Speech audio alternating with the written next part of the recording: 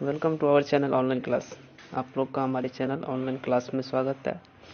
आज हम लोग पेडागोजी सेक्शन को लेंगे, जो कि एक बहुत ही महत्वपूर्ण टॉपिक माना जाता है।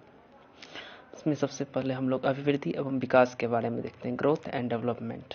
ग्रोथ क्या होता है? हमारे शारीरिक संरचना या आकार में बढ़ना क्या कहलाता है? वृद्धि। नाम से ही पता स्पष्ट होता है। वृद्धि, वृद्धि का मतलब होता है बढ़ जाना, कोई चीज़ में ज़्यादा हो जाना। जैसे लंबाई का बढ़ जाना, तो ये सब वृद्धि में हो जाएगा। विकास क्या होता है? हमारे मानसिक, सामाजिक, संवेगात्मक, मतलब क्या, बौद्धिक हो गया, सोशल हो गया, इमोशनल हो गया, इन सब में जब मैच्योरिटी आती है तो इसे हम विकास कहते हैं। अब दोनों में हम डिफरेंस की बात करें तो वृद्धि क्या होता है? वो एक्सटर्नल होता है, बाह्य स्वरूप में होता है, बाह्य होता है।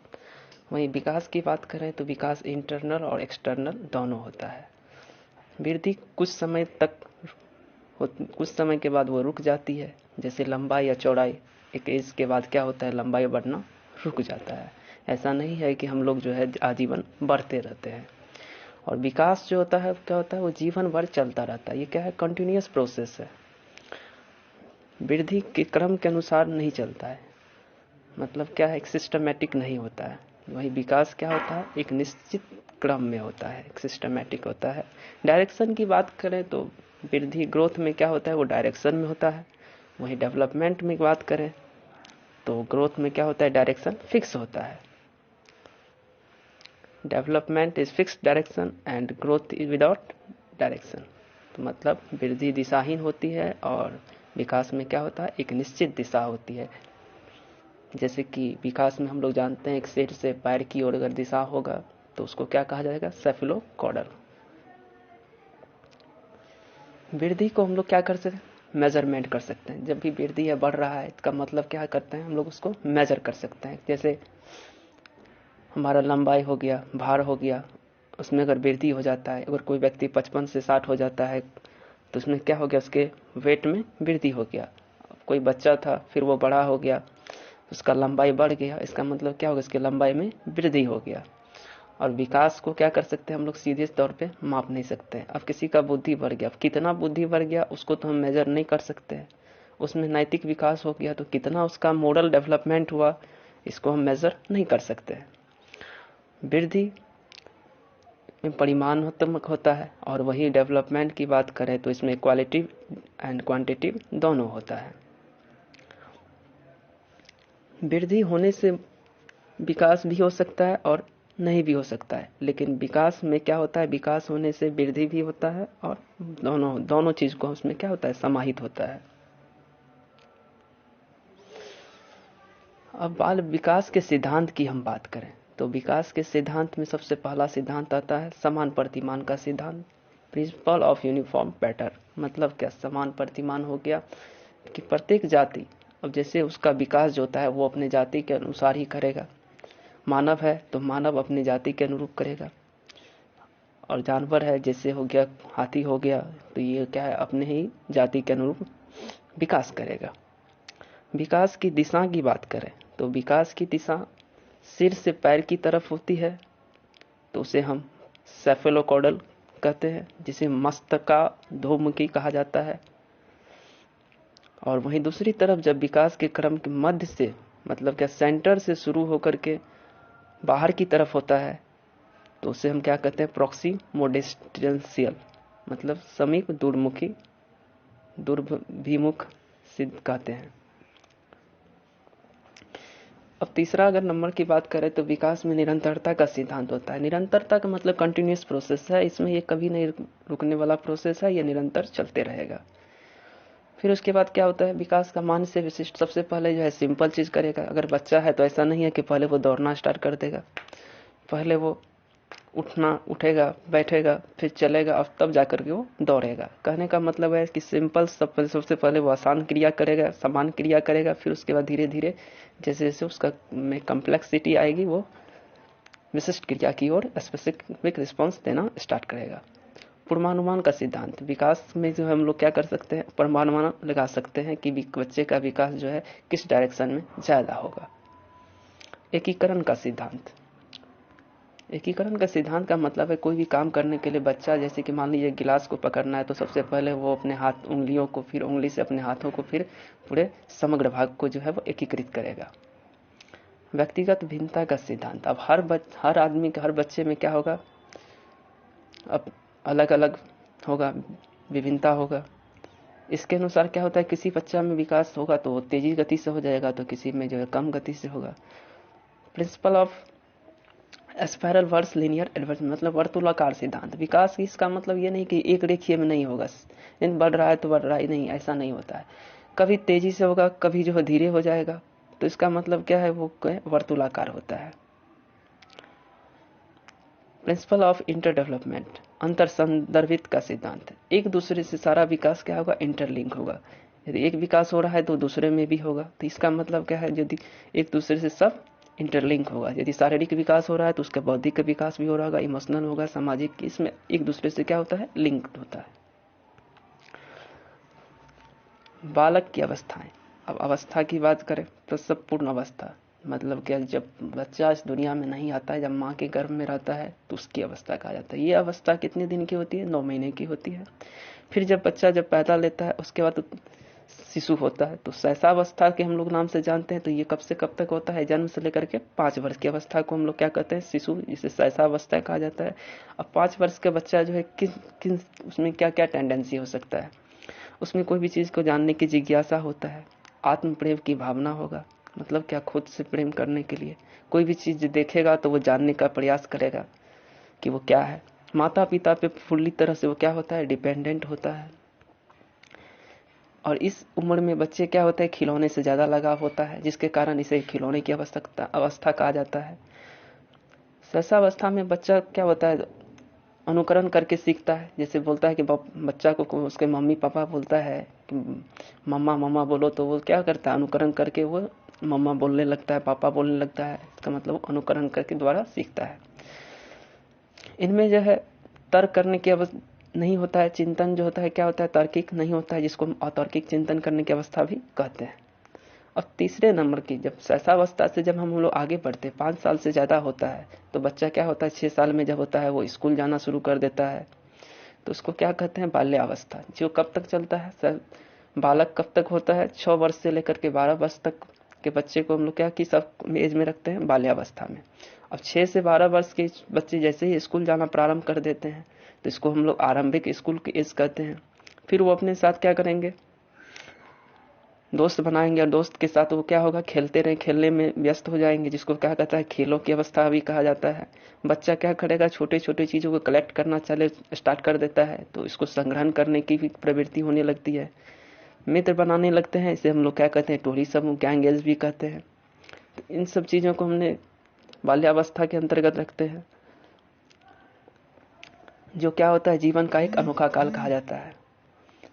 अब बाल्यावस्था के बाद अगर हम लोग देखें तो किशोरावस्था आता है, जो कि 12 या 13 वर्ष से ज्यादा ऊपर होता है। कब तक होता है, तो ये 18 वर्ष होता है, और यह जीवन का सबसे कठिन काल कहा जाता है। क्यों कहा जाता है, क्योंकि इनमें जो है बच्चा जो है आंधी तूफान उलझन, एक अपने में जो होता है विषमलिंगी, मतलब क्या, अपने से जो विपरीत लिंग के होते हैं उनके प्रति आकर्षण का भाव रहता है।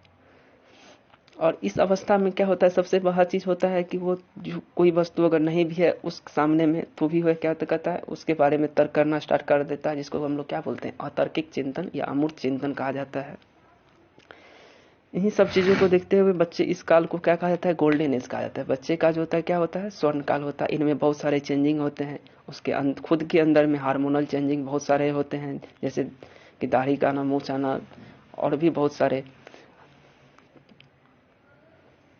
अब हम लोग नेक्स्ट स्लाइड में देखते हैं, तो जीन पियाजे का जो है संज्ञानात्मक, संज्ञान का मतलब तो क्या होता है, नॉलेज, ज्ञान, बोध, जिसको हम लोग जानते हैं। कोई भी चीज जानने से जो भी रिलेटेड होता है वो क्या किस में होगा, संज्ञान से। तो पियाजे ने कौन सी अवस्था, क्या चीज दिया था, संज्ञानात्मक अवस्था। ये कहाँ के रहने वाले थे, तो स्विट्जरलैंड के मनोवैज्ञानिक थे, इस विकास का सिद्धांत किया था। तो इन्होंने ही संज्ञान, ज्ञान, मानसिक, इन पर इन्होंने अध्ययन किया था, जिसको क्या कहते हैं, इस सिद्धांत को विकासात्मक सिद्धांत की अवस्था कहा जाता है। कि जैसे जैसे बच्चा जो है मैच्योरिटी आएगा उसके अंदर में, वैसे वैसे क्या होगा, नॉलेज बढ़ेगा और वो किसी भी वस्तु के प्रति, ऑब्जेक्ट के प्रति क्या होता है, वो अपना कंसेप्ट बना लेता है। बच्चे ज्ञान के निर्माण खुद से करते हैं। इसका मतलब क्या, बच्चे को जो है जीन पियाजे ने क्या कहा था, नन्हे वैज्ञानिक कहा था, जो संसार के बारे में अपने सिद्धांतों की रचना करते हैं। अब कंसेप्ट ऑफ कॉग्निटिव डेवलपमेंट, अब इनका क्या कंसेप्ट है, तो सबसे पहले अनुकूलन। अब कोई भी चीज जानने के रूप में अनुकूलन मतलब क्या, वातावरण के अनुसार खुद को ढाल लेना, अपने आप को ढाल लेना, क्या कहलाएगा, अनुकूलन कहलाएगा। अब अनुकूलन करने के दो प्रक्रिया होता है, एसिमिलेशन आत्मसातकरण, मतलब पूर्व ज्ञान के साथ नया ज्ञान को जोड़ना। अगर कोई भी चीज वो पहले से जान रहा है और उसी टाइप का वो कोई चीज देखता है तो उसको क्या कहेगा, पूर्व ज्ञान के साथ नया ज्ञान को जोड़ना, जिसको हम एसिमिलेशन कहते हैं, आत्मसातकरण। समायोजन, एकोमोडेशन, जब पूर्व की जानकारी में से अगर हम लोग को काम नहीं चल रहा है तो उसमें जो है परिवर्तन करके नया परिवर्तन करेंगे तो उसको क्या कहा जाएगा, एकोमोडेशन कहलाएगा, जिसको क्या समायोजन कहते हैं। नेक्स्ट जो होता है संतुलन। अब दोनों के बीच के आत्मसातकरण और समायोजन, एसिमिलेशन और एकोमोडेशन के बीच का जो स्थिति होता है उसे हम लोग क्या कहते हैं, इक्विलिब्रियम स्टेज कहा जाता है। नेक्स्ट अगर हम देखें स्कीम्स और स्कीमा। स्कीम्स मतलब क्या, कोई भी चीज के कार्य करने के जो तरीके होते हैं, प्लानिंग जो होता है उसको हम क्या कहते हैं, स्कीम्स कहते हैं। और उसी प्लानिंग से में अगर हम लोग कोई भी जिसको हम एक्शन के रूप में लाते हैं उसको क्या कहते हैं, स्कीमा बोला जाता है। जिसके द्वारा एक्टिविटी किया जाता है जो हमारे माइंड से जुड़ा होता है तो वो क्या कहलाता है, स्कीमा कहा जाता है। पियाजे ने संज्ञानात्मक विकास की 4 अवस्थाएं के बारे में बताई है। सबसे पहला संवेदी पेशी अवस्था। संवेदी पेशी अवस्था ये 0 से लेकर के मतलब जन्म से लेकर के 2 वर्ष की अवस्था कहलाता है। इसमें बच्चा अपने ज्ञान इंद्रियों के माध्यम से मतलब क्या, अपने इंद्रियों के माध्यम से जो है ज्ञान को सीखता है। तो जब बच्चा 2 वर्ष तक का बच्चा होता है तो वो किस चीज से करेगा, तो अपने इंद्रियों के माध्यम से। अब कोई भी चीज इंद्रिया में क्या सब होता है, देखना, सुनना, चखना, ये सब हम लोग क्या होता है, इंद्रिय अवस्था हो जाती है। और इस अवस्था में के अंतर्गत ऑब्जेक्ट परमानेंसी मतलब क्या, अगर कोई भी वस्तु खिलौना है अगर उसको हम छुपा देते हैं तो बच्चा क्या करता है, उसे ढूंढ करके ले आता है। मतलब क्या, वस्तु अस्थायित्व, ऑब्जेक्ट परमानेंसी का गुण आ जाता है। यानी बच्चा अपने दिमाग में वस्तुओं की छाप बनाना शुरू कर देता है, वह छिपी हुई वस्तु को भी क्या करता है, ढूंढ लेता है। अब नेक्स्ट स्टेज की बात करें तो पूर्व संज्ञात्मक अवस्था मतलब कि कार्य करने से पहले की अवस्था होता है, जो 2 से 7 वर्ष की अवस्था के रूप में माना जाता है।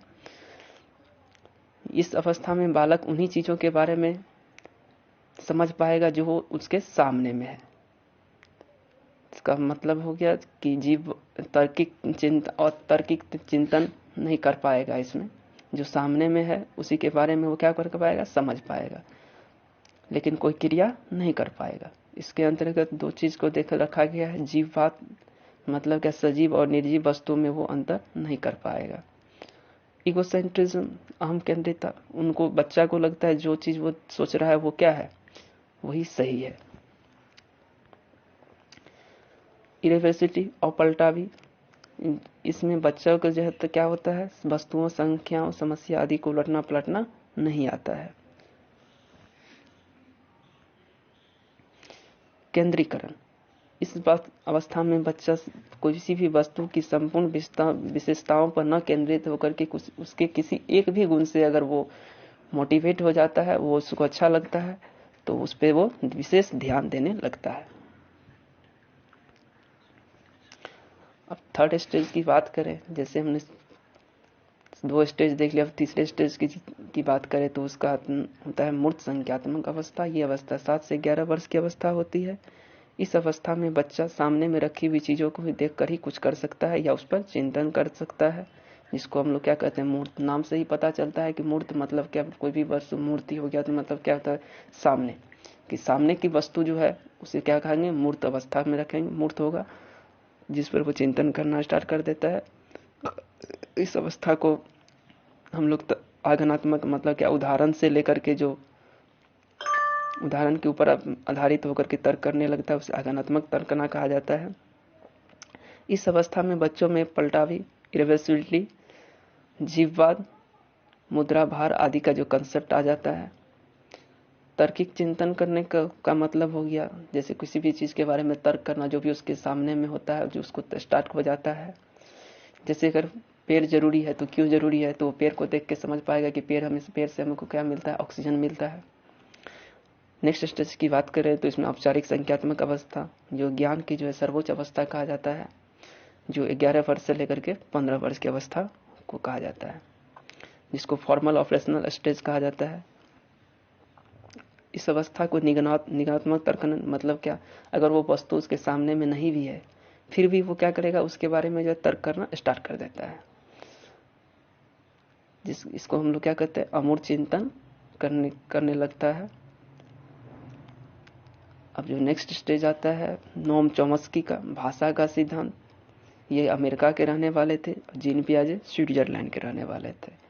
नोम चॉम्स्की के द्वारा दिया गया जो महत्वपूर्ण सिद्धांत है, जिसको कहा जाता है lead language acquisition device.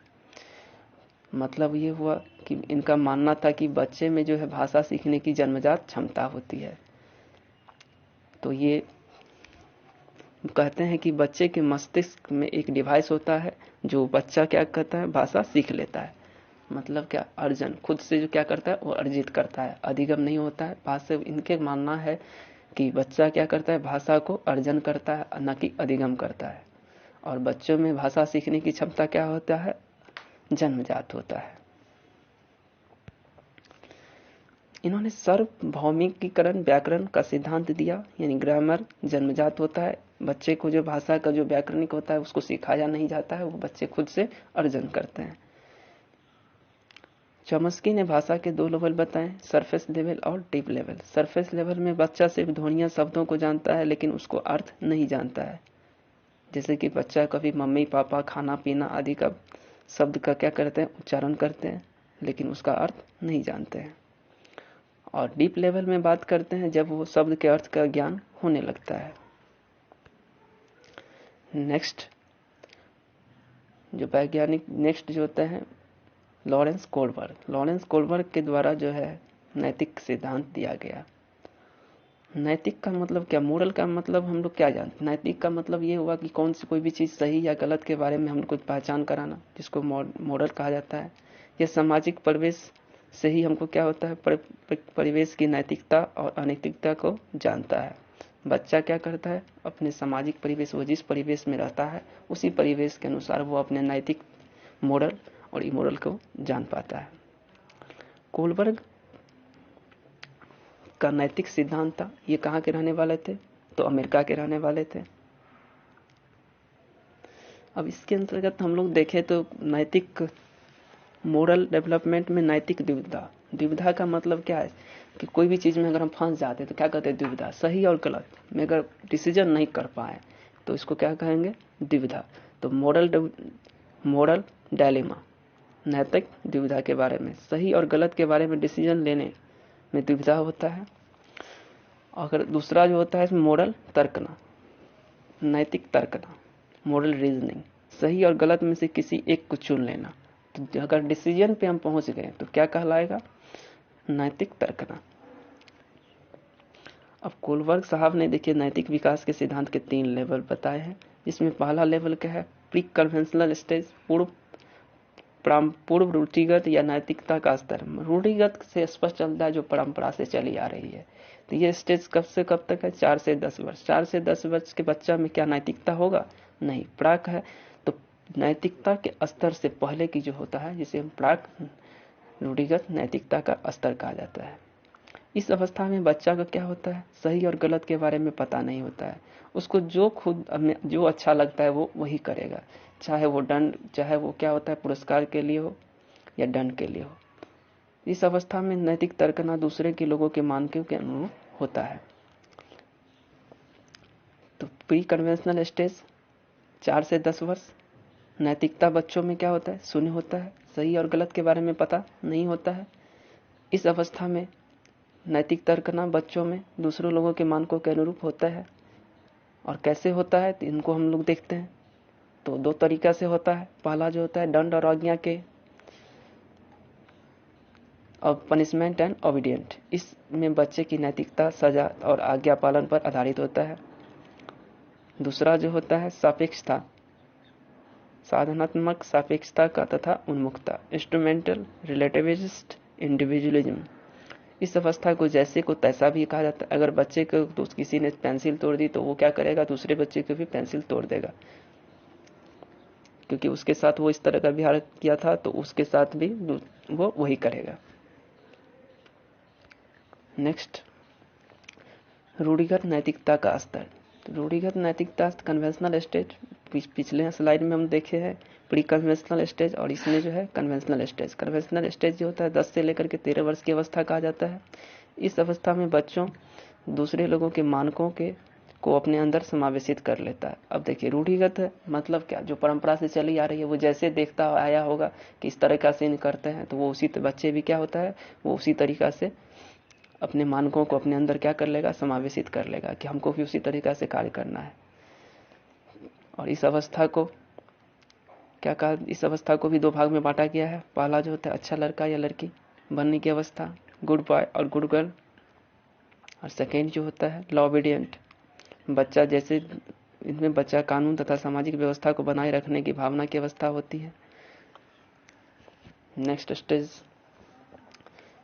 Post conventional stage, ये 13 वर्ष से ऊपर की अवस्था। पहला में हम लोग देखें 4 से 7 प्री कन्वेंशनल, सेकेंड की बात करें कन्वेंशनल स्टेज 7 से 10 ईयर्स, और नेक्स्ट थर्ड जो है पोस्ट कन्वेंशनल स्टेज उत्तर रूढ़िगत नैतिकता, जो 13 वर्ष से प्लस में होता है। फर्स्ट स्टेज की हम लोग बात करें तो वो 4 से 7 वर्ष में था। यहाँ पोस्ट कन्वेंशनल स्टेज है उत्तर रूढ़िगत अवस्था नैतिकता 13 वर्ष से ऊपर के लिए।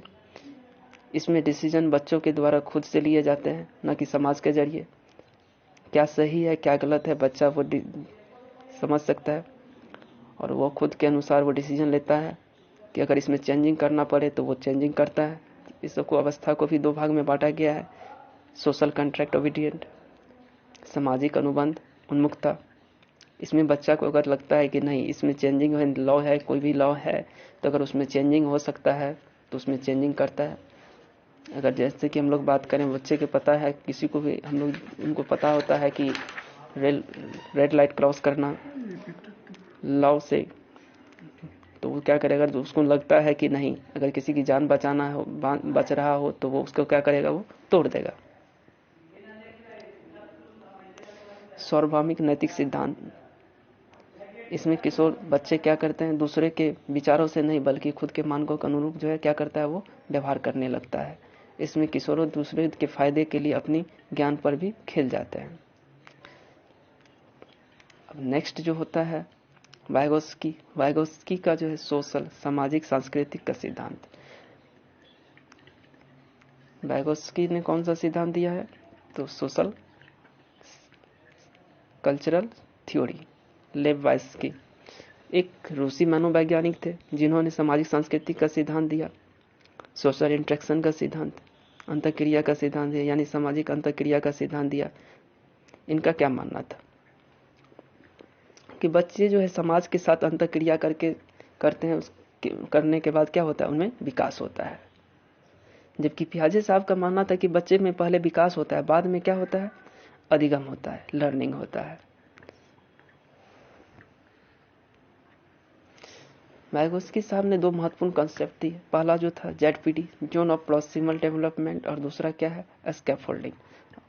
जोन ऑफ प्रॉक्सिमल डेवलपमेंट समीपस्थ निकट विकास का क्षेत्र, और वही स्कैफोल्डिंग पहाड़। अब देखिए इन दोनों के विषय में बताएं तो वयस्कों द्वारा दी जाने वाली सहायता, अगर कोई भी चीज बच्चा करता है, बार बार कर रहा है, लेकिन उसका टीचर देखती है कि बच्चा में यहाँ दिक्कत हो रहा है तो उसको वो क्या करते हैं, हेल्प करता है, और उसके हेल्प के माध्यम से जो वो सीखता है उसी को क्या कहा जाता है, स्कैफोल्डिंग, जो बच्चा को उस स्तर तक वो पहुंचाने में मदद करता है। और यही जेडपीडी की बात हम लोग करें तो बच्चे के द्वारा खुद के द्वारा जो किया गया कार्य और हेल्प मिलने के बाद जो उसके में जो डेवलपमेंट होता है, जो जिस स्तर पे वो पहुंचता है, इसके गैप को, इन दोनों के बीच के गैप को हम लोग क्या कहते हैं, जोन ऑफ प्रॉक्सिमल डेवलपमेंट। अब देखिए, जैसे बच्चा खुद से अगर 70 नंबर लाता है और वो क्या होता है, किसी के हेल्प से, सहायता से अगर वो 120 नंबर ले आता है तो क्या कहा जाएगा, 70 से 120 होना। तो इसमें जो वृद्धि हुआ, इसके अंदर जो गैप है, तो उसको क्या कहा जाता है, ZPD के अंतर्गत रखेंगे। और उसके टीचर के द्वारा या पेरेंट्स के द्वारा जो सपोर्ट किया गया तो उसको क्या कहेंगे, स्कैफोल्डिंग। तो ZPD में क्या होता है, वास्तविक स्तर तथा संभावित विकास के स्तर के बीच के अंतर को मेन है, यहाँ डिफरेंस की बात किया जाता है और यहाँ पे हेल्प की बात किया जाता है। जब भी हम लोग एग्जाम में अंतर की बात देखेंगे तो तुरंत ZPD पे चले जाएंगे, और हेल्प की बात होगी तो स्कैफोल्डिंग के साथ जाएंगे। अब नेक्स्ट एक बहुत ही इंपॉर्टेंट टॉपिक है जिसका नाम है बुद्धि। बुद्धि क्या होता है? बुद्धि एक वह शक्ति है जो हमें समस्याओं या समाधान करने और उद्देश्य को प्राप्त करने के सक्षम होता है, सक्षम बनाती है। इसको क्या कहा जाता है, बुद्धि कहा जाता है। बुद्धि कितने तरह का होता है? थॉर्नडाइक के अनुसार बुद्धि 3 तरह का बताए हैं, जिसमें सामाजिक बुद्धि, समाज के अंतर्गत जो बुद्धि होगा, समाज में रह करके जो हम लोग नॉलेज प्राप्त करेंगे उसको क्या कहा जाएगा, सोशल। सेकेंड है एब्स्ट्रैक्ट, अमूर्त बुद्धि। अमूर्त बुद्धि जो होता है, क्या होता है, और जो वस्तु हमारे सामने में नहीं है फिर भी हम लोग उसके बारे में जान पाना, वो क्या कहलाएगा, एब्स्ट्रैक्ट नॉलेज में हो जाएगा। जैसे कहानीकार अपने कहानियों के माध्यम से एक ऐसा चित्र, एक ऐसा भाव का अपने शब्दों के रूप में उकेरता है जिससे क्या होता लगता है कि नहीं वो सही में है। मूर्त बुद्धि जो सामने में होता है। मूर्त बुद्धि से तात्पर्य मानसिक क्षमता से है, जिसके सहारे व्यक्ति मूर्त या ठोस वस्तुओं का महत्व को समझता है और उसके बारे में सोचता है और अपनी इच्छा आवश्यकता अनुसार परिवर्तन लाकर उन्हें उपयोगी बनाता है। अब बुद्धि के बारे में बहुत सारे सिद्धांत दिए गए, जिसमें पहला सिद्धांत जो है बुद्धि के निर्माण का सिद्धांत दिया गया। बीने जाने जाते हैं, इन्होंने बुद्धि का क्या किया, एकीकरण का एक कारक का सिद्धांत दिया। इनका मानना क्या था, इनका कहना था कि बुद्धि का क्या होता है, केवल एक खंडात्मक है। बुद्धि का क्या कहता है, खंड नहीं किया जाता है, जिनकी मात्रा मनुष्यों में क्या होता है, अलग अलग होती है। वहीं स्पीयरमैन साहब ने द्विकारक का सिद्धांत, एक कारक सिद्धांत हम लोग याद रखेंगे बीने साहब ने दिए, और द्विकारक सिद्धांत किसने दिए, तो स्पीयरमैन साहब ने दिए। तो स्पीयरमैन साहब का मानना क्या था कि बुद्धि जो है, हर मनुष्य में बुद्धि का क्या, हर मनुष्य का बुद्धि क्या होगा, 2 फैक्टर पर निर्भर करेगा, एक जनरल और एक स्पेसिफिक। जनरल इंटेलिजेंस और स्पेसिफिक इंटेलिजेंस, सामान्य बुद्धि, सामान्य मानसिक योग्यता, और द्वितीय क्या था, विशिष्टता। नेक्स्ट बुद्धि के सिद्धांत की बात करें तो थॉमसन साहब का सिद्धांत क्या था, प्रतिदर्श सिद्धांत। इस सिद्धांत का प्रतिपादन किसने किया, तो थॉमसन साहब ने किया। अब इनका क्या मानना था कि व्यक्ति का बौद्धिक व्यवहार अपने अनेक स्वतंत्र योग्यताओं पर निर्भर करता है, परंतु इन स्वतंत्र योग्यताओं का क्षेत्र क्या होता है, सीमित होता है। समूह कारक सिद्धांत थर्स्टन साहब ने दिए थे। समूह कारक सिद्धांत के प्रतिपादक कौन है, तो थर्स्टन साहब। वही त्रिआयामी के सिद्धांत की बात करें तो गिलफोर्ड साहब ने त्रिआयामी सिद्धांत दिए, और त्रिआयाम के अंतर्गत इन्होंने क्या सब रखे, तो संज्ञान, स्मृति और इवोल्यूशन। संज्ञान का मतलब नॉलेज से हो गया, कंजीशन, खोज, दोबारा खोज या पहचान की क्षमता, नॉलेज के अंतर्गत आ गया। स्मृति मेमोरी बेस्ड हो गया, मूल्यांकन, कोई भी चीज को इवेल्युएट करना, आंकना। तो ये 3 चीज पे गिलफोर्ड साहब त्रिआयामी सिद्धांत के बारे में। चौथा इन्होंने अभिसारी चिंतन और अपसारी चिंतन। अभिसारी मतलब अंदर की ओर, मतलब क्या, बहुत सारे में से किसी एक को चुन लेना, तो अभिसारी चिंतन कहलाएगा। और अपसारी मतलब क्या, बाहर की ओर। तो इसके अंतर्गत व्यक्ति विभिन्न दिशाओं, विभिन्न मार्गों में विभिन्नता के साथ साथ समस्या का हल निकालता है, जिसको क्या कहता है, आउट ऑफ द बॉक्स। अपसारी जिसका क्या, बहुत सारे, जैसे एक सवाल होता है जिसको हम लोग कई तरीके से बना सकते हैं, तो जिन्होंने अपसारी चिंतन कहा जाता है।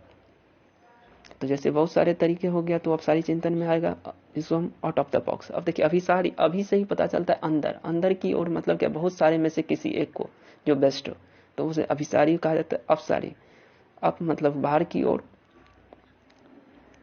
बहुत सारे तरीकों से जो हम लोग डिसीजन लेते हैं, बहुत सारे तरीकों से जो हम लोग सॉल्यूशन करते हैं, उसको क्या कहते हैं, अपसारी चिंतन के अंतर्गत रख देंगे, जिसे आउट ऑफ द बॉक्स चिंतन भी कहा जाता है।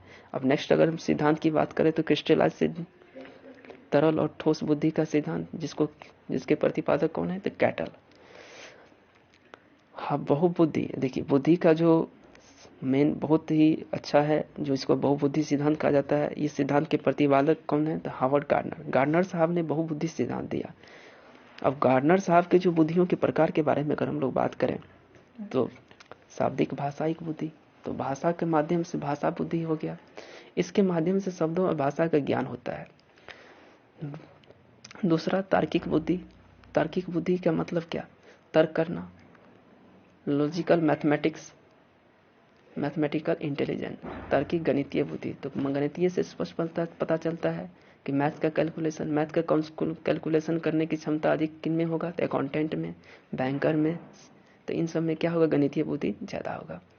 स्थानिक बुद्धि, अब देखिए जैसे स्पेस में से कोई जाता हो, आर्किटेक्चर हो गया, तो इस सब में क्या होता है, मानसिक कल्पना जो होता है ज्यादा होता है, तो उसको हम लोग क्या कहते हैं, स्थानिक बुद्धि के अंतर्गत लाते हैं।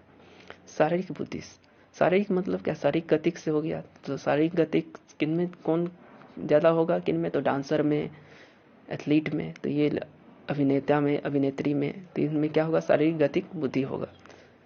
अब म्यूजिक, म्यूजिक की बात करें तो सिंगर में जो है सांगीतिक बुद्धि होगा। इंटरपर्सनल, अंतर वैयक्तिक बुद्धि, इसके द्वारा व्यक्ति दूसरे व्यक्ति के साथ कैसे इंटरेक्ट किया जाए यह पता चलता है। अंतर वैयक्तिक बुद्धि, मैंने दूसरे व्यक्ति के साथ कैसे हमको इंटरेक्ट करना है, तो ये सब जो होते हैं नेता होते हैं, सामाजिक कार्यकर्ता के अंतर्गत जो बुद्धि आता है, ये अंतर वैयक्तिक बुद्धि आता है। वो था इंटरपर्सनल। अब हम लोग इंट्रापर्सनल के बारे में देखते हैं। खुद के साथ जो इंटरेक्ट करता है, दूसरे के साथ इंटरेक्ट किया तो इंटरपर्सनल हो गया, और खुद के साथ वो इंटरेक्ट कर लिया तो इंट्रापर्सनल इंटेलिजेंस कहा जाएगा।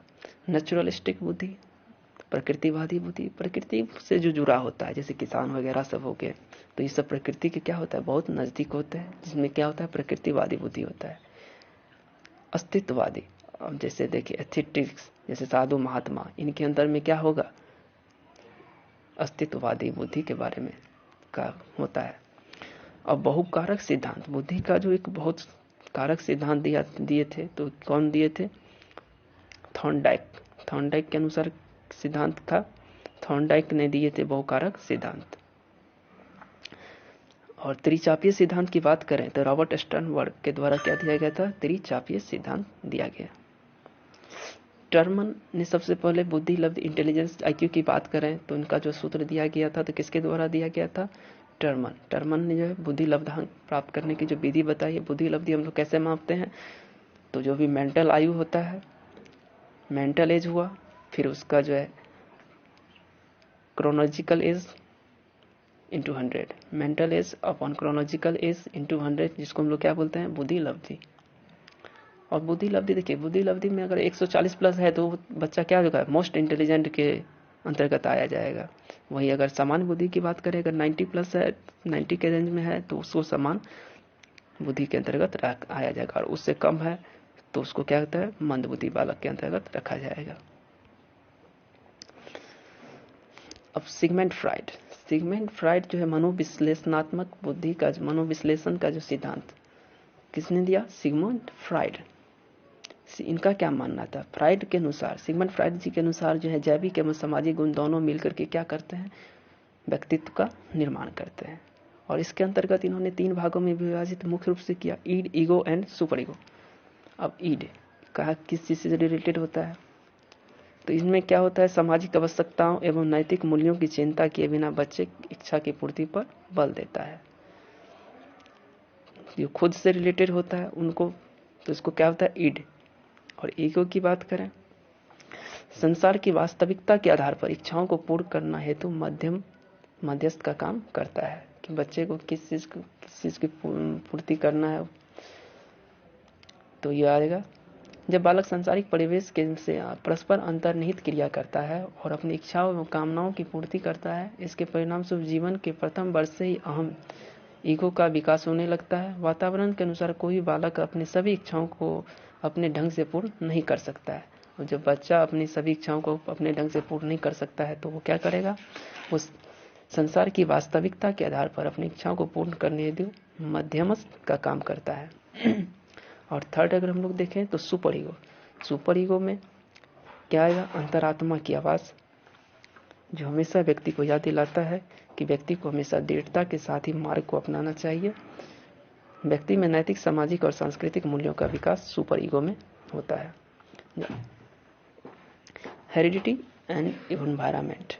हेरिडिटी का मतलब क्या होगा, जो हमारे पेरेंट्स से आएगा तो क्या कहेगा, हेरिडिटी में आएगा। और इन्वायरमेंट जो हमारे चारों तरफ पर हमारे परिवेश से जो भी आएगा तो वो होगा इन्वायरमेंट।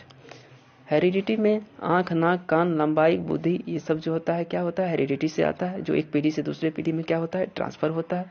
वही इन्वायरमेंट की बात करें तो इन्वायरमेंट जो हमारे परिवेश, हमारे चारों ओर, जैसे हमारा घर हो गया, हमारा स्कूल हो गया, हमारा परिवार हो गया, परिवेश, पड़ोसी, भोजन आदि जो क्या होगा इन्वायरमेंट के अंतर्गत आएगा। अब ये क्या होता है, किसी भी व्यक्ति के विकास के लिए दोनों चीज डेवलपमेंट है, दोनों चीज क्या है, बहुत ही महत्वपूर्ण है, इंपॉर्टेंट है। मुख्य रूप से अगर हम देखें तो विकास जो होता है इन्हीं दो चीजों के आधार पर होता है, हेरिडिटी और एनवायरनमेंट के आधार पर होता है। अब देखिए सेक्स डिटर्मिनेशन की बात करें तो सेक्स डिटर्मिनेशन कौन करता है, पिता से होगा। इसमें टोटल कितने क्रोमोसोम होते हैं, तो 46 होता है, जो 23 पेयर में होता है। अब कौन सा क्रोमोसोम किन में होता है, एक्स वाई होता है, कहाँ होता है, एक्स वाई फादर में होगा, और एक्स एक्स कहाँ होता है, मदर में होता है। अब हम नेक्स्ट स्लाइड की बात करें तो एक बहुत ही महत्वपूर्ण स्लाइड है, जो नेक्स्ट टॉपिक की बात करें एनसीएफ 2005। एनसीएफ का मतलब क्या होता है, नेशनल सर्कुलम फ्रेमवर्क, ये 2005 का एक दस्तावेज है। अब देखिए इसके माध्यम से क्या कहा जाता है, ये कब आया था, एनसीएफ 2005 में आया था, और ये किस सूची में आया है, तो संविधान की 8वीं सूची में आया है। और किनके द्वारा है, तो प्रोफेसर यशपाल की जो है अध्यक्षता में तैयार किया गया है। तो ये 3 चीज इंपॉर्टेंट हो गया। तो एनसीएफ कब आया था, तो 2005 में आया था। तो संविधान की किस अनुसूची में है, 2005 में है। और इनमें मुख्य चीज क्या है, तो इनका मुख्य चीज क्या है, तो ये केंद्रित, पाठ्य केंद्रित या पुस्तक केंद्रित न होकर के क्या है, ये बाल केंद्रित है। और किनके द्वारा लाया गया, तो प्रोफेसर यशपाल जी के द्वारा लाया गया। अब हम लोग इसमें देखते हैं कि एनसीएफ 2005 की रूपरेखा क्या है, तो ज्ञान को स्कूल के बाहरी जीवन से जोड़ना। अब जो भी नॉलेज है उसको क्या करेगा, knowledge should be linked to the outdoor life of the school, तो ज्ञान को स्कूल के बाहरी जीवन से जोड़ा जाए। और दूसरा चीज क्या है, पढ़ाई को रटन प्रणाली से क्या किया जाए, मुक्त किया जाए, मतलब रटने रटाने का झंझट नहीं लेना है। नेक्स्ट की बात करें तो पाठचर्या जो भी सर्कुलम होगा वो क्या होगा, टेक्स्ट बुक पे आधारित नहीं होगा, टेक्स्ट बुक को सेंटर में नहीं लिया जाएगा। विद्यालय में दिए जाने वाली शिक्षा को विभिन्न प्रकार की गतिविधियों से जोड़ा जाएगा। अब जैसे देखिए जो बहुत सारे एक्टिविटी जिसको क्या कहते हैं, course, the education provided in the school should be linked to the various type of activity. बहुत सारे एक्टिविटी जैसे खेल के माध्यम से हो गया, तो वो सबके माध्यम से क्या किया जाएगा, जोड़ा जाएगा। Student should be prepared for national values. अब देखिए बच्चे को किस चीज़ के लिए तैयार किया जाएगा, तो राष्ट्रीय मूल्यों के प्रति, नेशनल वैल्यूज के प्रति क्या किया जाएगा, प्रिपेयर किया जाएगा, तैयार किया जाएगा। नेशनल सर्कुलम फ्रेमवर्क 2005, इनमें प्रमुख सुझाव क्या दिए गए हैं, किसी भी प्रकार की सूचना को ज्ञान मानने से बचा जाए। अब सूचना को क्या किया जाए, ज्ञान नहीं माना जाएगा। अब कैसे, बच्चों को जो दी जाने वाली शिक्षा का सूत्र किसका है, तो ज्ञान को ज्ञात से अज्ञात की ओर, पहले हम लोग उसको क्या करेंगे, जो उनके नॉलेज में है, जो ज्ञात है, जो हम लोग को, फिर क्या है, मूर्त से अमूर्त की ओर शिक्षण सूत्रों में सबसे अधिक से अधिक बार प्रयोग किया जाए। सजा व पुरस्कार, दंड और पनिशमेंट से क्या किया जाएगा, सीमित किया जाएगा। सहशैक्षिक को कैरिकुलम एक्टिविटीज को क्या किया जाएगा, बच्चों के अभिभावक को भी जोड़ा जाए। एनसीएफ 2005 बिना बोझ की शिक्षा पर जोर देता है। और माध्यम क्या है, मातृभाषा के माध्यम से शिक्षा दिया जाएगा। किताब मोटी किताब की प्रणाली की क्या होता है, असफलता का प्रतीक होता है। सॉरी मूल्यों को उपदेश देकर नहीं, वातावरण देकर के स्थापित किया जाएगा। बच्चों को स्कूल के बाहरी जीवन से तनाव मुक्त वातावरण बना, पुस्तकालय में बच्चों को स्वयं पुस्तक चुनने का अवसर दे, ये नहीं कि फाउंडेशन लगा दें। सांस्कृतिक कार्यक्रमों में मनोरंजन के स्थान पर सौंदर्य बोध को बढ़ावा दें। समुदाय के मानवीय जीवन के रूप में प्रयुक्त होने के अवसर दें। मानसिक स्तर योग्यता, बालकों के चौमुखी विकास, ये जो पॉजिटिव चीज़ है इन पे हम लोग को फोकस करना है। समावेशी वातावरण को क्या करना है, तैयार करना है। एनसीएफ 2005 बिना भार के अधिगम, लर्निंग विदाउट बर्डन, मुख्य रूप से इस पे फोकस किया गया है। एनसीएफ 2005 में शिक्षक के प्रति दृष्टिकोण, शिक्षक ज्ञान का स्रोत नहीं अपितु क्या है, सुगम करता है, जो बच्चे को क्या करेंगे, किसी भी नॉलेज को बदलने की प्रक्रिया में विविध उपायों द्वारा बच्चे को सहायता प्रदान करेंगे। और कोई भी चीज़ सिखाने से पहले क्या करना होगा, बच्चे को पूर्व ज्ञान से जोड़ना चाहिए। तो ये सब चीज़ मेन रूप से एनसीएफ 2005 के अंतर्गत में रखा गया है। हम लोग को यहाँ क्या याद रखना है, यहाँ टीचर क्या होगा, फैसिलिटेटर होगा। कंस्ट्रक्टिविज्म, बच्चे को क्या होगा, रचनावाद के रूप में समझा जाएगा। बहुभाषा क्या है, सीखने का, अंग्रेजी सिखाने हेतु का उद्देश्य क्या है, बहुभाषावाद है। एनसीएफ बल देता है क्या चीज़ पे, तो करके सीखने का, लर्निंग बाय डूइंग की बात करता है। नेक्स्ट आता है बाल केंद्रित शिक्षा तथा प्रगतिशील शिक्षा, child centre and progressive education. बाल केंद्रित शिक्षा की बात करें तो किनके द्वारा दिया गया है, जॉन डेवी के द्वारा दिया गया है, जिसमें बच्चे के क्या होता है, अभिवृत्ति, एटीट्यूड, इच्छाओं, इंटरेस्ट के अनुसार पढ़ाते हैं, तो उसका विकास, शिक्षा का स्तर क्या होता है, बढ़ जाता है। सिंपल सी बात है, अगर बच्चे को इंटरेस्ट के साथ पढ़ाएंगे तो क्या होगा, पढ़ने में वो रुचि लेगा। प्रगतिशील शिक्षा के अनुसार शिक्षा बच्चे के लिए बनी है, न कि बच्चा शिक्षा के लिए बना हुआ है। प्रगतिशील शिक्षा से बच्चे का सर्वांगीण विकास होता है, करके सीखने पे बल देता है। अब देखिए जॉन डेवी के अनुसार जो है ट्रीपोलर, 3 को ध्रुव बताए हैं, जिसमें टीचर हो गया, बालक हो गया और पाठ्यक्रम हो गया। टीचर क्या होता है, इंडिपेंडेंट वेरिएबल में रखा गया है, बालक डिपेंडेंट हो गया और पाठ्यक्रम जो होता है इंटरमीडिएट का काम करता है। मनोसामाजिक सिद्धांत, साइको सोशल डेवलपमेंट, इनको 8 स्टेज में बांटा गया है। विश्वास बनाम अविश्वास, ये जो स्टेज होता है जन्म से लेकर के 2 वर्ष तक, जिसमें बच्चा जो क्या होता है माता पिता पर निर्भर होता है, उनमें विश्वास का भाव विकसित होता है। तो जो क्या किन पे होता है, माता पिता का प्यार आदि नहीं मिलता है तो बच्चा क्या होता है, रोना बिलखना शुरू कर देते हैं। इस क्रिया से बच्चे में अविश्वास उत्पन्न हो जाता है। नेक्स्ट जो आता है स्वायत्त बनाम शर्म या लज्जा, जो होता है 2 से 3 वर्ष की अवस्था होता है। इसमें बच्चा क्या होता है, खुद से खाना कपड़ा पहनना ज़्यादा पसंद करने लगता है। वे अब माता पिता पे निर्भर रहने के बदलाव क्या होता है, खुद पे डिपेंडेंट, स्वायत्ता कहलाने लगता है, स्वायत्त खुद से करने लगता है। तीसरा जो होता है पहल बनाम दोष, जो 3 से 6 वर्ष की अवस्था होता है। इसमें बच्चा में क्या होता है, सोचने समझने में थोड़ा सा विकास होता है, जिज्ञासा बढ़ जाता है, वो कोई भी चीज़ के प्रति क्या होता है, जानने के लिए उत्सुक होता है। नेक्स्ट आता है परिश्रम बनामहीनता, जो 6 से 12 वर्ष की अवस्था होता है, जिसे उत्तर बाल्यावस्था कहा जाता है। इस आयु में क्या होता है, बच्चा माँ या बाप का हर काम करने की कोशिश करता है, अतः इसे क्या कहा जाता है, परिश्रम कहा जाता है। दूसरी तरफ अगर बच्चे को कोई काम दिया जाता है तो उस बच्चे की काम करने की क्षमता कम है तो वह उस काम को नहीं कर पाएगा, इसीलिए उसमें क्या होता है, हीनता आना शुरू हो जाता है। तो परिश्रम बनाम हीनता, बच्चे का क्या करना लग चाहता है, वो अपने परिवार अपने माँ बाप का हर काम करना चाहता है, तो उसे परिश्रम कहा जाता है। और जब वो परिश्रम करता है तो उसमें अगर सफलता नहीं मिलता है तो क्या होता है, हीनता आ जाता है। नेक्स्ट आता है पहचान बनाम भ्रांति, आइडेंटिटी एंड वर्सेस कंफ्यूजन, जो वर्ग किशोरावस्था में होता है 12 से 18 वर्ष। इस आयु के बच्चों में पहचान बनाने की उत्सुकता होती है, नाम से ही पता चलता है पहचान, तो पहचान बनाने की अवस्था कब होगा, किशोर अवस्था। भ्रांति, कंफ्यूजन, दूसरी तरफ जब बच्चे उद्देश्यपूर्ण काम नहीं करते हैं तो उनके पास बहुत सारे रास्ते खुल के आ जाते हैं कि क्या करे क्या नहीं करे। आत्मीयता बनाम अलगाव, जो 18 से 35 वर्ष की अवस्था होती है। आत्मीयता में आदमी दूसरों के साथ घनिष्ठ संबंध बनाता है। घनिष्ठ संबंध होने की वजह से वह दूसरों के साथ मिलजुल कर रहता है, जिसे आत्मीयता कहते हैं। दूसरी तरफ जब आदमी दूसरों के साथ घनिष्ठ संबंध नहीं बना पाता तो वह सबसे अलग रहता है, जिसे क्या कहा जाता है, अलगाव कहा जाता है। तो घनिष्ठ का मतलब क्या हो गया, दूसरे आदमी के साथ जुड़ना, घनिष्ठ संबंध बनाता है। दूसरों के साथ मिलजुल कर रहना घनिष्ठता में अंतर्गत आता है, जिसे क्या कहता है, आत्मीयता कहा जाता है। वहीं दूसरी तरफ जब दूसरे के साथ घनिष्ठ संबंध नहीं बना पाता है, मतलब क्या अलग रहता है, तो क्या कहलाएगा, अलगाव में आ जाएगा, अकेलेपन। जो नेक्स्ट स्टेज जो आता है 7 नंबर, जननात्मक बनाम स्थिरता। जननात्मक में हम दूसरों के बारे में ज़्यादा सोचते हैं, दूसरे का भला करने की सोचते हैं।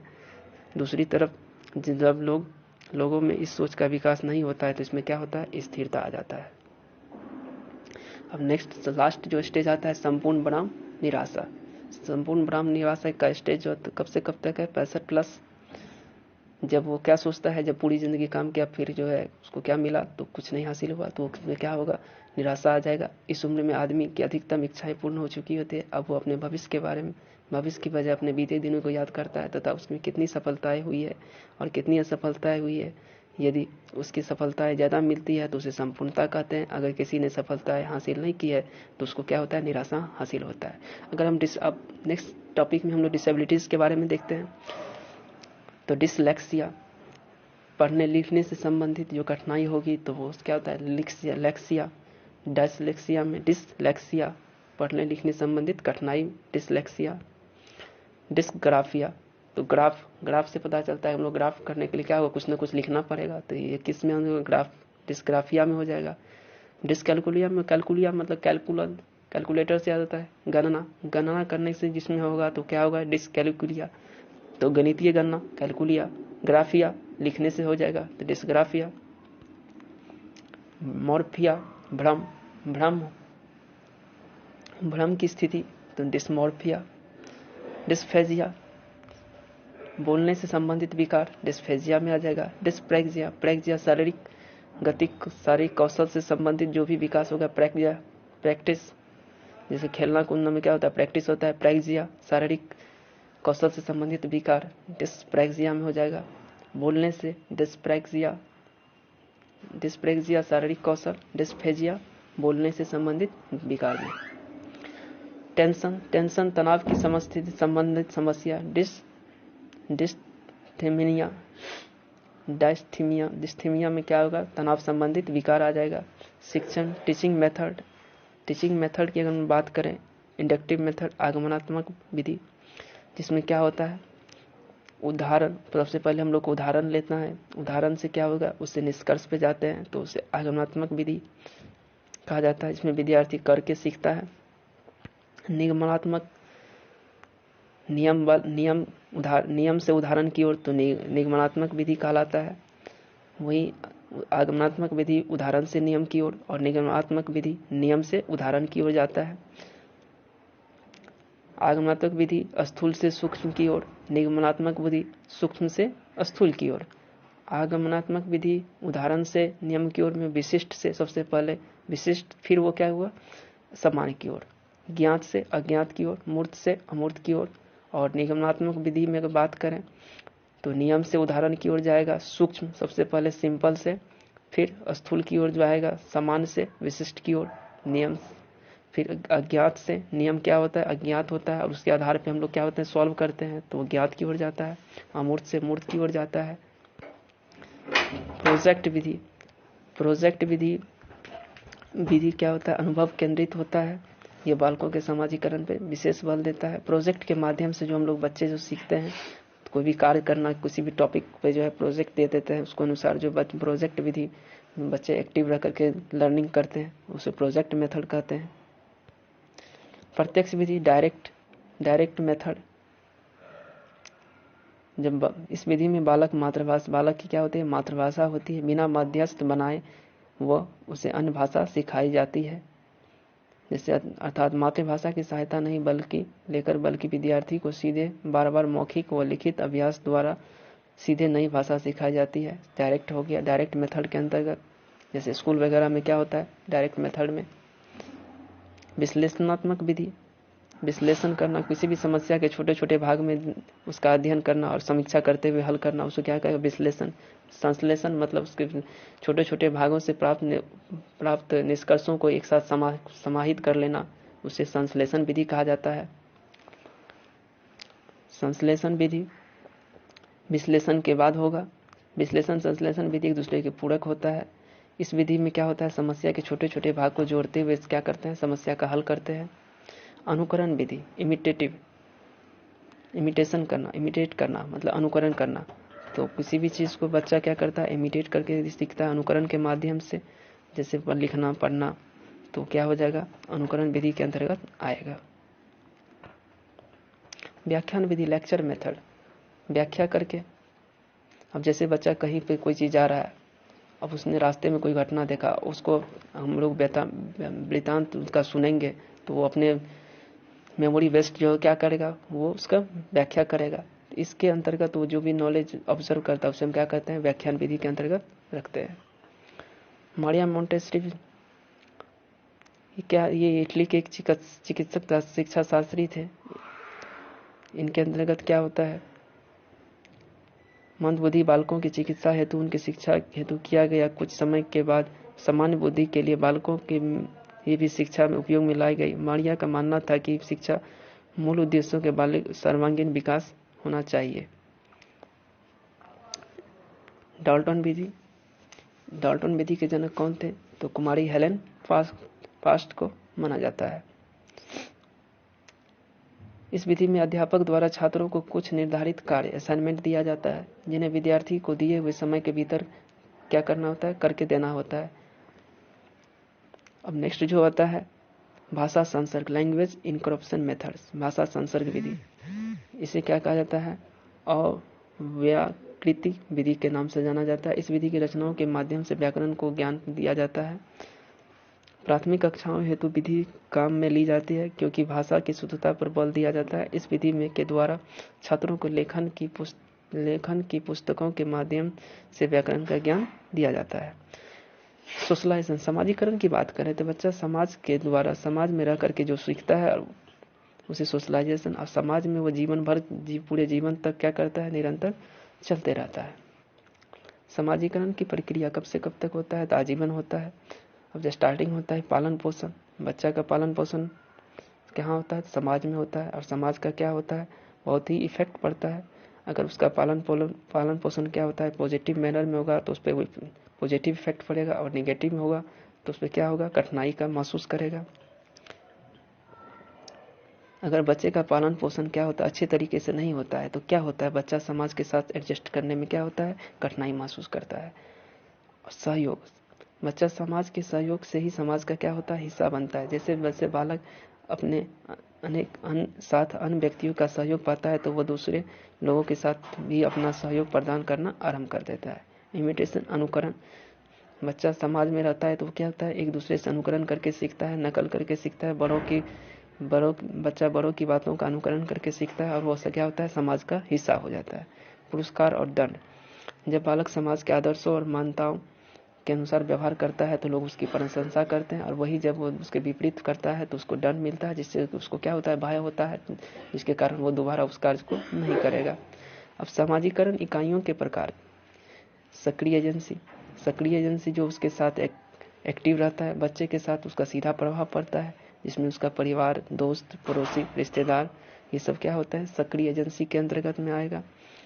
और निष्क्रिय एजेंसी के अंतर्गत जो उस पर बच्चों का सीधा प्रभाव नहीं पड़ता है, पुलिस स्टेशन, सार्वजनिक पुस्तकालय, रेलवे स्टेशन, ये सब क्या होगा? निष्क्रिय एजेंसी के अंतर्गत आएगा। अब समाजीकरण की इकाइयों की बात करें तो परिवार जो होता है, बच्चे के समाजीकरण कहाँ से होता है? सबसे पहले स्टार्टिंग बच्चे का जो सोशलाइजेशन कहाँ से होता है? तो फैमिली से होता है। इसीलिए इसको क्या कहता है? फर्स्ट स्टेज कहा जाता है। और नेक्स्ट स्टेज में होता है विद्यालय, ये द्वितीय समाजीकरण के अंतर्गत आता है। बच्चों में विद्यालय में बच्चे स्नेह, सहयोग, कर्तव्य निष्ठा, दूसरे के साथ समायोजन करना सीखता है। अध्यापक, बच्चे के समाजीकरण विकास में अध्यापक का क्या होता है? महत्वपूर्ण योगदान होता है। बच्चे अपने अध्यापक को क्या मानते हैं? आदर्श मानते हैं। और तो छात्र में शिष्टता और धैर्य और तथा सहकारिता के गुण भी विकसित हो जाते हैं। अब खेल के माध्यम से बहुत ही इंपॉर्टेंट फैक्टर है। खेल के माध्यम से बच्चे का शारीरिक, मानसिक संवेगात्मक विकास के साथ साथ क्या होता है, सोशलाइजेशन पर भी योगदान देते हैं। हारने के बाद भी वो अपने संवेग पर नियंत्रण रखता है और विजयी टीम को बधाई देनी पड़ती है। बाल केंद्रित शिक्षा, बाल केंद्रित मतलब कि चाइल्ड को सेंटर में रख करके जो एजुकेशन देना होता है, जिससे क्या होता है, बच्चे को इसमें जो है बच्चों की रुचि, प्रवृत्ति तथा क्षमताओं को ध्यान में रखते हुए शिक्षा प्रदान किया जाता है। चाइल्ड सेंटर में सबसे महत्वपूर्ण क्या है, बच्चे को केंद्र में रखना है और इसमें बच्चे का क्या है, किस चीज में इंटरेस्ट है, उसका क्या नेचर है, क्या उसका एफिशिएंसी है, इसको ध्यान में रखते हुए क्या होता है, एजुकेशन देना होता है, जिससे क्या होता है, बच्चे का चौमुखी विकास करना होता है। बाल केंद्रित शिक्षा के अंतर्गत जो है हस्तप्रज्ञ गतिविधियों पर बल दिया जाता है और इसके जो है शिक्षाविद कौन है, गिजू भाई। चाइल्ड सेंटर एजुकेशन किनके द्वारा मेनली दिया, गिजू भाई के द्वारा दिया गया है। जॉन डीवी बाल केंद्रित शिक्षा का समर्थन करते हैं। आज की शिक्षा पद्धति क्या है, बाल केंद्रित है। इसमें प्रत्येक बालक को अलग अलग से ध्यान दिया जाता है। पिछड़े हुए तथा मंद बुद्धि तथा प्रतिभाशाली बालकों के लिए शिक्षा का विशेष पाठ्यक्रम देने का प्रयास किया जाता है। बाल केंद्रित शिक्षण के सिद्धांत, अब सिद्धांत क्या है, तो लोकतांत्रिक सिद्धांत। इसके अंतर्गत क्या होता है, बच्चों को सभी छात्रों के लिए एक समान दृष्टिकोण से देखना चाहिए, न कि भेदभावपूर्ण तरीके से। सर्वांगीण विकास, तो सर्वांगीण मतलब सभी पक्ष को लेना है, सोशल हो, कल्चरल हो, कैरेक्टर हो, खेल हो, तो इन सारे चीजों पर नेतृत्व का भाव हो, सब सारे फैक्टर को लेकर उसको क्या करना होता है, डेवलप करना होता है। क्रियाशीलता का सिद्धांत, छात्र को क्या किया जाता है, एक्टिव रख करके ही क्या किया जाता है, नॉलेज प्रदान किया जाता है। अब राइट टू एजुकेशन की बात करें, आरटी राइट टू एजुकेशन शिक्षा का अधिकार अधिनियम 2009 ये क्या कहता है, शिक्षा का अधिकार अधिनियम 2009, इसके अंतर्गत 6 से 14 वर्ष के जितने भी बच्चे हैं सभी को मुफ्त और अनिवार्य तथा एवं गुणवत्तापूर्ण शिक्षा की बात करता है। वहीं 2005 यह अधिनियम 2005 के लिए शिक्षा अधिकार विधेयक संशोधन रूप से जो 2002 में 86वां संविधान संशोधन 21A के अंतर्गत 3 के माध्यम से 6 से 14 वर्ष के बच्चों को अनिवार्य एवं मुफ्त अनिवार्य शिक्षा प्रदान किया गया था। और ये राइट टू एजुकेशन शिक्षा का अधिकार अधिनियम कब लाया गया था, तो 4 अगस्त 2009 को। और लागू कब किया गया, तो 1 अप्रैल 2010 से पूरे देश में लागू किया गया। और इसमें क्या है, तो 6 से 14 वर्ष के बच्चे को मुफ्त और अनिवार्य शिक्षा की बात किया गया है। आरटी का ऑफिशियल नाम right of children to free and compulsory. अब देखिए इसमें बच्चे का अनुपात क्या है, तो 30:1 है। प्राथमिक स्तर पर छात्र व शिक्षा का अनुपात 35:1 है। और वही शिक्षक के लिए न्यूनतम कितने घंटे का कार्य है, तो 45 घंटे का कार्य है। साप्ताहिक कार्य दिवस की बात करें तो 800 घंटे, प्राथमिक स्तर पर 800 घंटे 200 दिन, उच्च प्राथमिक स्तर की बात करें तो 1000 घंटे 220 दिन।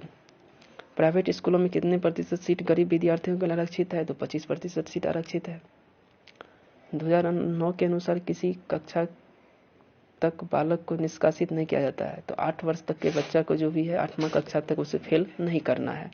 विद्यालय की बात करें तो हर 1 किलोमीटर के अंतर्गत क्या होगा, प्राथमिक विद्यालय होगा। बच्चों के घर से दूरी 1 किलोमीटर होना चाहिए। स्कूल मैनेजमेंट कमेटी का अध्यक्ष कौन होता है, तो अध्यापक होता है। ये किस आरटी 2009 के अनुसार है। शारीरिक दंड देना और प्रताड़ित करना मना है, धारा 17 के अंतर्गत। कोई भी शिक्षक क्या होता है, आरटी 2009 की धारा के अंतर्गत प्राइवेट ट्यूशन नहीं पढ़ा सकते हैं। ये किस धारा के अंतर्गत है, तो 28 के अंतर्गत है। कक्षा 1 से 8 तक के यदि प्रवेश दिया गया सदस्यों की संख्या 200 से अधिक है तो विद्यार्थी एवं शिक्षक का अनुपात क्या होगा, तो 40:1 होगा।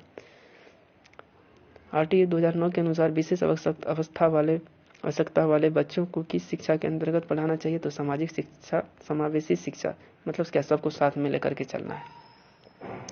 भारत शिक्षा को मौलिक अधिकार घोषित करने विश्व का कौन सा देश बन गया है, तो 135वां देश बन गया है। अब देखिए मूल्यांकन और असेसमेंट, इवैल्यूएशन एंड असेसमेंट में हम लोग देखते हैं मूल्यांकन और आकलन। आकलन का मतलब क्या होता है, मूल्यांकन पाठन प्रक्रिया का क्या है, अभिन्न हिस्सा है। यह एक निरंतर चलने वाली प्रक्रिया है। आकलन और मूल्यांकन दोनों का उद्देश्य क्या है, बच्चों की क्षमता, अनुभूति और अधिगम का मापन करना होता है। मूल्यांकन के द्वारा तीनों पक्ष ज्ञानात्मक, भावात्मक, क्रियात्मक पक्ष के उद्देश्यों का मापन करना होता है। मूल्यांकन में गुणात्मक तथा परिमाणात्मक दोनों ही प्रकार के निर्णय किए जाते हैं। आकलन की प्रक्रिया मूल्यांकन करने के लिए की जाती है, अर्थात आकलन के मूल्यांकन के दौरान होने वाली प्रक्रिया है। आकलन क्या होता है? मूल्यांकन के दौरान की जाने वाली प्रक्रिया होता है। आकलन एक संक्षिप्त है और मूल्यांकन का क्या है? व्यापक होता है।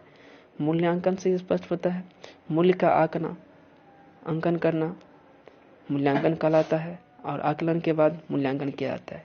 तो आकलन में हम लोग क्या जानते हैं? आंकना, किसी को जो आंकना आ जाता है वो आकलन में होता है, और उनके जो वैल्यूज को आंका जाता है तो मूल्यांकन में क्या आता है? मूल्यांकन कैसा होना चाहिए? तो वैध होना चाहिए। सबसे पहले ये वैलिडिटी होना चाहिए, विश्वसनीय होना चाहिए, व्यवहारिक अनुरूप होना चाहिए, और उपयोगी होना चाहिए। वैध का मतलब क्या है? हमको जिस चीज के बारे में हम टेस्ट लेना चाह रहे हैं, जानना चाह रहे हैं, उसका टेस्ट किया जाए। विश्वसनीय का बात है कि किसी प्रश्न परीक्षण या परीक्षा का उत्तर पूर्णतः एक ही प्रकार का होगा, ऐसा मापन होना चाहिए। व्यवहारिक की बात करें, प्रक्रिया सरल दृष्टि से वास्तविक, व्यवहारिक और कुशल होनी चाहिए। उपयोगिता की बात करें, मूल्यांकन विद्यार्थियों के लिए उपयोगी होना चाहिए। इसके परिणाम से विद्यार्थियों को अवगत होना चाहिए कि वो अपनी कमजोरियों और जिन बातों में उसे महारत हो उसे जान सके। सतत और व्यापक। सतत मतलब क्या हुआ? Continuous and comprehensive evaluation. सतत मतलब लगातार। व्यापक मतलब शैक्षिक और स्वशैक्षिक मूल्यांकन। सतत मूल्यांकन और व्यापक मूल्यांकन का अर्थ छात्रों के विद्यालय आधारित मूल्यांकन प्रणाली से है, जिसमें छात्रों के विकास के सभी पक्ष, तो सभी पक्ष हो गया, शैक्षिक और स्वशैक्षिक हो गया, तो व्यापक हो गया, और लगातार हमको लेते रहना है। पहले क्या होता था? साल भर में होता था, अब क्या करना है? हर सेमेस्टर वाइज कर दिया है, तो ये क्या हो गया है? सतत मतलब हर कोई भी चैप्टर पढ़ाया उसका टॉपिक वाइज टेस्ट ले, तो क्या होगा? लगातार हो गया। और व्यापक मूल्यांकन मतलब शैक्षिक और स्वशैक्षिक कोर्स। अधिगम। अधिगम का अर्थ क्या होता है? सीखना। तो अधिगम कहाँ होगा? विद्यालय में होगा, अगर किसी के द्वारा सिखाया जाएगा, वो जो जीवन भर चलने वाली प्रक्रिया है।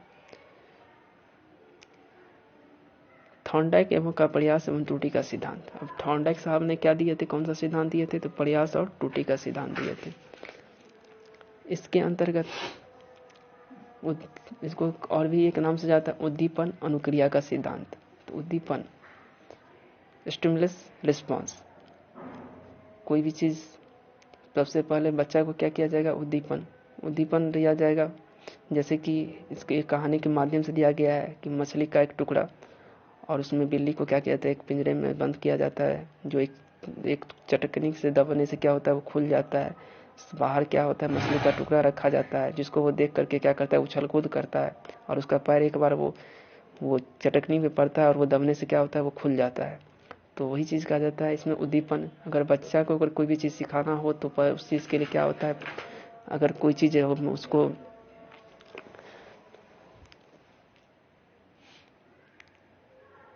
प्रयास और त्रुटि के माध्यम से, उद्दीपन अनुक्रिया सिद्धांत के माध्यम से सीखता है। स्टिमुलस, तो बच्चे को अगर पुरस्कार देते हैं तो उसका वो स्टिमुलस का काम करता है। अगर उसको पता हो कि इस चीज करने से फर्स्ट डिवीजन प्राप्त होता है, इसमें ये चीज गिफ्ट में ये प्राइज मिलेगा, तो उसमें प्राइज क्या काम करेगा? वो उसको जो है स्टिमुलस का काम करेगा, जिसके वजह से वो क्या होगा? वो हमेशा फर्स्ट करने के लिए सोचेगा, तो उसमें क्या होगा? स्टिमुलस का काम करेगा। तो ये स्टिमुलस रिस्पॉन्स का काम करता है। तो स्टिमुलस रिस्पॉन्स के प्रतिपादक कौन है? तो थॉर्नडाइक है। इसके अंतर्गत 3 नियम रखा गया है थॉर्नडाइक के अनुसार: तत्परता का नियम, अभ्यास का नियम, प्रभाव का नियम। कोई भी चीज को सीखने के लिए हम जितना तत्पर रहेंगे उतनी वो आसानी से सीख जाएंगे। जितना बार अभ्यास करेंगे उतना वो हमें क्या होगा? कंठस्थ हो जाएगा। प्रभाव का नियम, इफेक्ट की बात करें तो प्रभाव, कोई भी चीज कितना प्रभावी होता है उसके जितना वो क्या होगा? वो उसके इफेक्ट पे पता चलता है कि जिस प्रभाव से वो सीखेगा उतना उस पर वो प्रभाव का नियम होगा। टैग, देखिए अब टैग वर्ड की बात करें तो निगेटिव वर्ड होता है, कुछ पॉजिटिव वर्ड होता है। यहाँ पे हम लोग क्या होता है? निगेटिव वर्ड को देखना नहीं लेकर चलना है, पॉजिटिव वर्ड को देखना है। तो क्वेश्चन के मोड ऑफ नेचर पे डिपेंड करेगा कि वो निगेटिव मांग रहा है या पॉजिटिव मांग रहा है। पॉजिटिव वर्ड में हम लोग को जैसे ही सर्वांगीण विकास की बात करें जिसमें, तो वो सर्वांगीण विकास पॉजिटिव में आएगा। करके सीखना, बच्चों में करके सीखा जाता है। फिर सम्मान हो गया, जिज्ञासा, बाल केंद्रित, व्यवहारिक। वही अगर निगेटिव बात करें, दंड, सजा, ये सब बोझ तो ये सब केवल मातृ रटना कंठस्थ करना, पुस्तक केंद्रित शिक्षक केंद्रित नहीं होगा, बाल केंद्रित होगा, खाली स्लेट नहीं होगा। बच्चे जो भी विद्यालय में आते हैं तो कुछ ना कुछ अपने साथ वो लेके आते हैं, अपने साथ वो व्यवहारिक कुशलता लेके आते हैं। लैंगिक समानता की बात असमानता की बात निगेटिव वर्ड में आ जाएगा। बच्चों को वास्तविक व दैनिक जीवन से जोड़ना चाहिए। वाटसन ने स्वयं को 11 माह के अल्बर्ट के साथ प्रयोग किया। पॉलोव का सिद्धांत शास्त्रीय अनुबंध का सिद्धांत दिया गया है, जिसमें एक प्रयोग से कुत्ते को भूखा रखा गया। शास्त्रीय अनुबंध का सिद्धांत दिया गया है पॉलोव के द्वारा, जिसको सक्रिय अनुबंध के सिद्धांत कहा जाता है। पुनर्बलन के अनेक रूप हो सकते हैं। पुरस्कार, दंड, परिणाम का जो है ज्ञान दिया जाता है। कोहलर अंतर्दृष्टि और सोच का सिद्धांत दिया गया है। इंसाइट लर्निंग थ्योरी गेस्टल्टवादी, जिसको जो है अंतर्दृष्टि और सोच का सिद्धांत कहा गया है। इसमें जो है सुल्तान नामक एक भूखे चिंपैंजी को बंद कर दिया गया। इसके माध्यम से क्या दिखाया जाता है कि एक चिंपैंजी रहता है, जिसको एक जहाँ पे केला को टांग दिया जाता है, बॉक्स रख दिया जाता है, और 2-3 छड़ी रहता है। तो इसके द्वारा वो क्या करता है, बॉक्स के ऊपर बॉक्स रख करके वो केले को अपने छड़ी से क्या करता है, तोड़ देता है। तो वो अपने इसका माध्यम से वो दिखाना चाह रहा है कि वो अपने सूझबूझ के माध्यम से जो क्या करते हैं, प्राप्त करते हैं। तो कोहलर का अंतर्दृष्टि सूझ का सिद्धांत कहा जाता है। नेक्स्ट अगर बात करें मोटिवेशन, अभिप्रेरणा का सिद्धांत। मोटिवेशन की बात करें तो मोटिवेशन क्या होता है, वो अंतः प्रेरणा का एक संक्रिया होता है।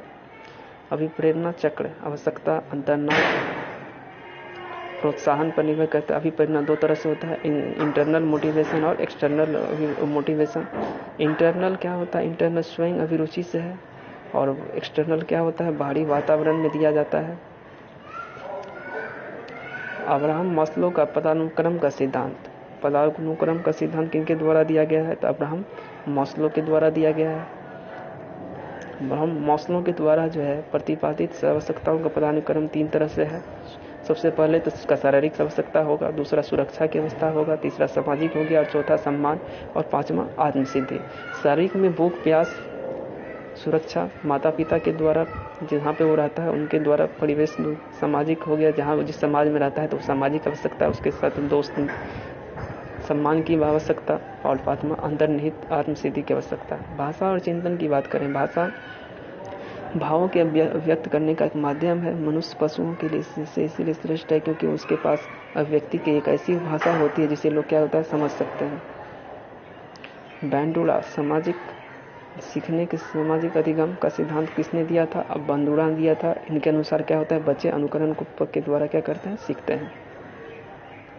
अब देखिए निदानात्मक और उपचारात्मक शिक्षण की बात करें तो निदानात्मक मतलब क्या, डायग्नोस करना। अगर हम डॉक्टर के पास जाते हैं तो सबसे पहले वो क्या करेगा, डायग्नोस करेगा, फिर क्या करेगा, वो उपचार करेगा। क्योंकि जब तक वो बीमारी जान नहीं पाएगा तो फिर वो ट्रीटमेंट किस चीज़ का करेगा, तो सबसे पहले निदान करेगा। तो निदान का अर्थ होता है कारण जानना कि दिक्कत क्या है। इन बच्चे की असफलता, कठिनाइयाँ, कमियों का पता लगता है। फिर उसके बाद क्या करता है, उसका समाधान करने के लिए बच्चों की कमियों का पता लगाने के बाद उनका समाधान करना, ये उपचारात्मक के अंतर्गत आता है। तो ये था हमारा टोटल सेक्शन CDP के अंतर्गत जिसको हमने देखा है। इसके आगे वाले इसके आगे वाले स्लाइड में हम लोग इसके नेक्स्ट टॉपिक को देखेंगे, नेक्स्ट पार्ट को लेंगे। तो ये पूरा कंप्लीट पेडागोजी सेक्शन हो गया। तो इसी तरह के कंप्लीट CDP के लिए हमारे चैनल को लाइक और सब्सक्राइब करें। Thank you.